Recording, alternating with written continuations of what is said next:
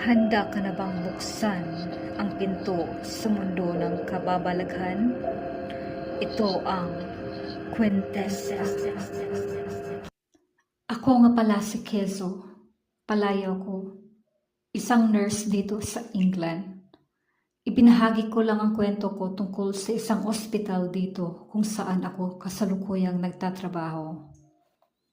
Ipinamana ni Reyna Elizabeth sa bayan ang ospital na ito, kaya mahaba-haba ang kasaysayan nito. Marami na itong pinagdaanan at syempre may sarili ring kwento ang kababalaghan. Hindi ito pangkaraniwang ospital, para siyang isang mansyon na may estilong Victorian. Ospital ito sa dahilang may mga pasilidad para sa medical na pangangalaga. Isa rin itong hospice at rehabilitation center. Dahil dito, maraming tao ang dumarating at umaalis. May ilan naman na nanatili sa hindi inaasahang paraan.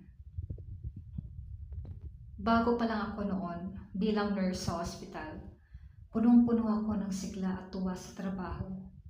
Hindi ko pa iniisip noon ang mga multo o kung ano pa mang kababalaghan. Basta ako, excited lang. Mas lalo akong na-excite sa long night shift ko. Halloween pa kasi noon at ang daming batang nati-trick or treat. May programa rin kasing inihanda. Na-assign ako sa pediatric ward, kaya naging abala rin ako. May maliit kaming party kasama ang mga batang pasyente. Habang naghahanda kami ng pagkain, pinaalala ng charge nurse ko na i-check ko raw ang census.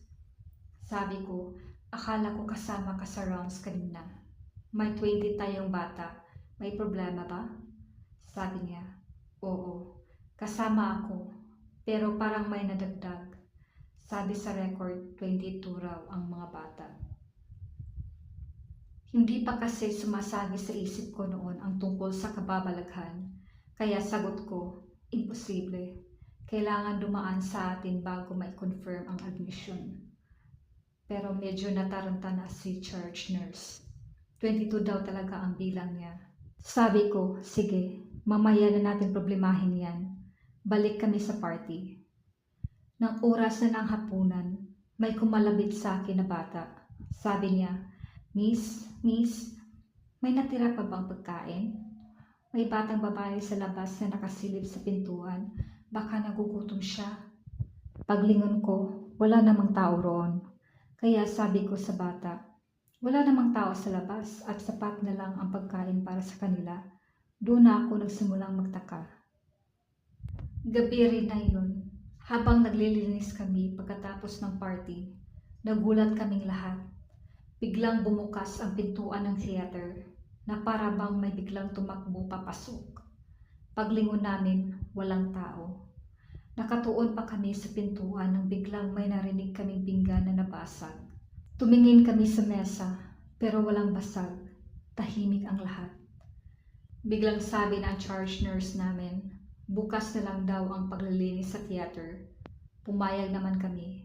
Lumabas kami sa theater, punong-puno ng tanong ang mga isip, maliban kay charge nurse. Kinabukasan, habang nag-i-endorse na kami, tapos na ang duty. Pauwi na ako nang nahabulin ako ni charge nurse. Halatang may gusto siyang sabihin. Inimbitahan ko siya sa bahay para magkape. Doon niya ibinunyag, sabi niya, dahil bago pa lang ako, nahirapan siyang sabihin agad ang totoo. Nagtaka raw siya kagabi kasi may nakita siyang 2 bata sa may ward na para lang sa 6 na pasyente.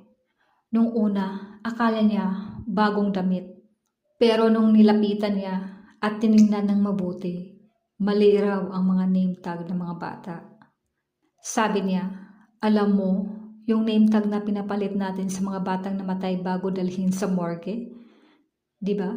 Kezo, suot nila yon. Patay na sila. Ilang buwan matapos ang insidenteng yon, naging maayos na ulit ang lahat. Wala nang batang multong gumagala. Siguro kasi long day shift na ako. Fresh at ganado ulit. Pero ilang oras lang may nangyari ulit. Habang namimigay ako ng gamot, may isang babae ang nagtanong kung saan daw ang pasyente niya. Iniskwera ko siya sa station at tinanong kung ano ang pangalan ng hinahanap niya. M.K. Sanders daw ang tunay na pangalan. Tiningnan ko sa roster namin pero wala naman sa listahan. Sabi ko baka sa ibang wing na admit kasi wala siya sa amin. Malungkot na umalis ang ginang. Sakto, break ko na. Dumiretso ako sa quarters namin. Naabutan ko si James. Palayaw niya. Na gumagawa ng kape. Masaya kami nagkukentuhan. Tinanong ko kung may pasyente ba kaming M.K. Sanders kasi may babaeng naghahanap sa kanya. Biglang lumaki ang mata ni James. I-describe mo yung babae, sabi niya. Kaya inilarawan ko na nang bigla niya akong pinutol. Tama na sister. Si M.K. Sanders ay namatay na 3 taon na ang nakakalipas.